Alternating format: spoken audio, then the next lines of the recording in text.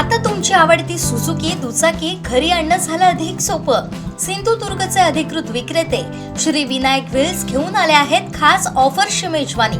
मग वाट कसली बघताय, आजच आपल्या स्वप्नातील राईड बुक करा। पत्ता प्लॉट नंबर 92 MIDC तालुका कुडाळ जिल्हा सिंधुदुर्ग। कोल्हापूर पुणे नाशिक या ठिकाणी जाण्यासाठी प्रामुख्याने फोंडा घाटचा अवलंब बरेच वाहन चालक करतात, पण सध्या देवगड निपाणी रस्त्याचं काम सुरू आहे। तसेच फोंडा बाजारपेठ आणि फोंडा ग्रामपंचायतीजवळील 2 पुलांचं काम पूर्ण करण्यासाठी 26 मे रोजी रात्री 12 वाजल्यापासून ते 10 जून रोजी रात्री 12 वाजेपर्यंत हा मार्ग वाहतुकीसाठी बंद ठेवण्यात येणार आहे। याचाच आढावा घेतलाय आमचे कणकवली प्रतिनिधी उमेश बुचडे यांनी।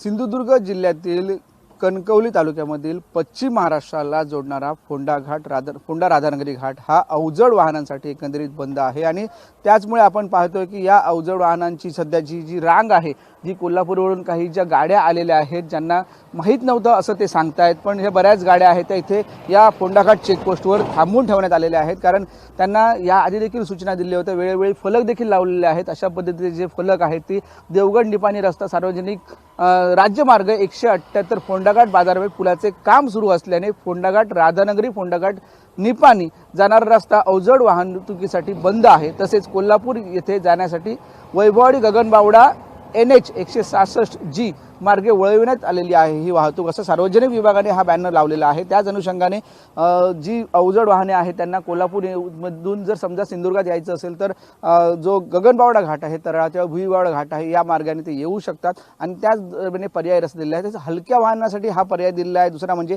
कणकवली फोंड्यामध्ये आल्यानंतर कनेडीला जावं आणि कनेडीतून कणकवली जावं, असा हलक्या वाहनांचा एक पर्याय दिलेला आहे।